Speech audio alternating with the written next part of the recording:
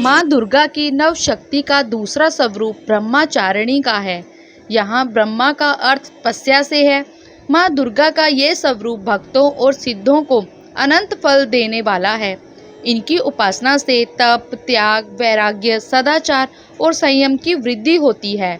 ब्रह्मचारिणी का अर्थ तप की चारिणी यानी तप का आचरण करने वाली।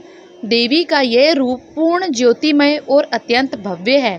इस देवी के दाएं हाथ में जप की माला है और बाएं हाथ में यह कमंडल धारण किए हैं। तो आइए अभी सुनते हैं माँ ब्रह्मचारिणी की व्रत कथा। बहुत समय पहले पर्वतों का राजा हिमवान राज्य करता था। जब उनके यहाँ एक बेटी का जन्म हुआ तो उन्होंने उसका नाम पर्वत शब्द के आधार पर पार्वती रखा, जिसका अर्थ है पहाड़। वह उसके लिए बेहद कीमती थी और उसने उस पर प्यार और स्नेह बरसाया। जब पार्वती बड़ी हुई तो हिमवान ने उनके लिए एक उपयुक्त साथी की तलाश शुरू कर दी। एक पिता के रूप में उनकी नज़र में उनकी बेटी के लिए कोई भी अच्छा नहीं लगता था। यही कारण है कि जब पार्वती ने भगवान शिव से विवाह करने की इच्छा व्यक्त की तो उनके माता पिता ने उन्हें हतोत्साहित करने की कोशिश की। भगवान शिव कैलाश पर्वत पर तपस्वी जीवन व्यतीत करते थे।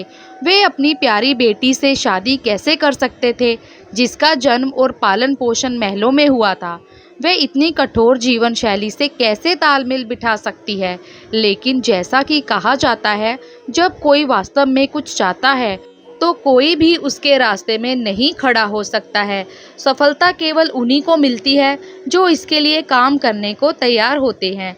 पार्वती भी अपने जन्म के सभी सांसारिक सुखों को छोड़कर अपने पथ पर निकल पड़ी। वह जानती थी कि उसे क्या चाहिए और वह किसी और चीज़ से सहमत नहीं होगी। उसने महल छोड़ दिया और जंगल में आ गई, जहां उसने अपनी घोर तपस्या शुरू की। एक ऐसी तपस्या जो पहले कभी किसी ने नहीं देखी थी। हजारों वर्षों तक वह केवल फल, सब्जियां और गिरी हुई पत्तियां ही खाती रही। वह अपना तप पूरा करने के लिए ठंडे, कठोर जंगल में ही सोई। शिव के साथ समान भागीदार बनने के लिए वह शिव के समान गतिविधियों में संलग्न हो गई। उन्होंने उनके तप, योग और तप के मार्ग का अनुसरण किया। पार्वती के इस रूप को ब्रह्मचारिणी के नाम से जाना जाता है। युवावस्था का चरण, जहां आप जो चाहते हैं उसके लिए काम करने का दृढ़ संकल्प और धैर्य बेहद महत्वपूर्ण हो जाता है। ऐसा कहा जाता है कि भगवान का सिंहासन उनके भक्त की भक्ति के धागे से बंधा होता है। जब भक्त सच्चे दिल से भगवान को ढूंढता है तो सिंहासन डोल जाता है। पार्वती के ब्रह्मचारिणी रूप और उनकी अत्यधिक भक्ति के कारण कैलाश पर्वत, जहां शिव रहते थे, वो भी हिल गया। अतः भगवान शिव को ध्यान देना पड़ा। वह भेष बदलकर पार्वती से मिलने गए। जब उनसे मिले तो उन्होंने उन्हें शिव में बहुत सारी कमियों के बारे में बताया और पार्वती को अपनी तपस्या छोड़ने के लिए कहा। लेकिन पार्वती अपने निश्चय पर दृढ़ रही। उनकी वर्षों की तपस्या अंत में सफल हुई और उनका विवाह भगवान शिव से हुआ।